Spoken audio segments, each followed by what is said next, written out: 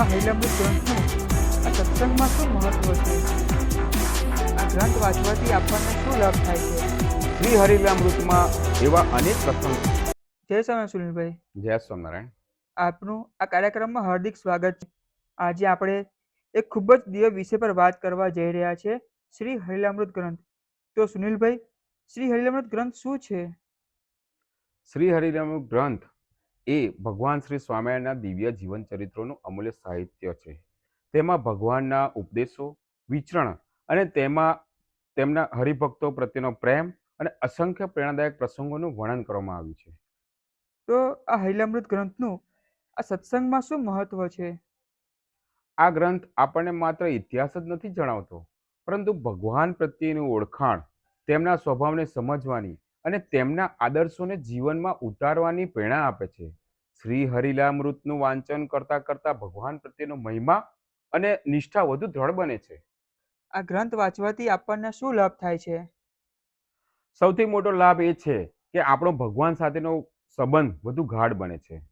સેવા ભક્તિ, આજ્ઞાપાલન, નમ્રતા અને દ્રઢ વિશ્વાસ જેવા ગુણો જીવનમાં વિકસે છે. સાથે જ જીવનની અનેક મુશ્કેલીઓમાં પણ ભગવાન પર વિશ્વાસ રાખવાની પ્રેરણા મળે છે. આજના યુવાનો માટે આ ગ્રંથ કેમ જરૂરી છે? આજના સમયમાં યુવાનો અનેક પ્રકારના વિક્ષેપોનો સામનો કરી રહ્યા છે. શ્રી હરિલામૃતના પ્રસંગો તેમના સારા સંસ્કારો, યોગ્ય નિર્ણયો અને ભગવાનને કેન્દ્રમાં રાખીને જીવન જીવવાની પ્રેરણા આપે છે. તે આત્મવિશ્વાસ અને આધ્યાત્મિક શક્તિ બંનેમાં વધારો કરે છે. જો કોઈએ હજુ સુધી આ ગ્રંથ વાંચવાનું શરૂ ન કર્યું હોય, તો તેને શું સલાહ આપશો?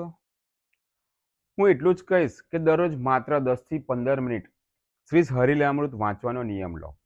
ધીમે ધીમે ભગવાન શ્રી સ્વામિનારાયણ દિવ્ય ચરિત્રો હૃદયમાં ઉતરશે અને જીવનમાં શાંતિ, આનંદ અને ભક્તિનો અનુભવ થશે. એવું કોઈ પ્રસંગ કહો જે દરેકને પ્રેરણા આપે. શ્રી હરિલામૃતમાં એવા અનેક પ્રસંગો છે, જેવા કે ગઢડાના દાદા ખાચર, વડતાલના જોબન પગી અને અગતરાયના પર્વતભાઈ. એવા તો ઘણા હરિભક્તોના પ્રસંગો છે, જેમણે ભગવાનની આજ્ઞાને જીવનથી પણ વધુ મહત્વ આપ્યું છે.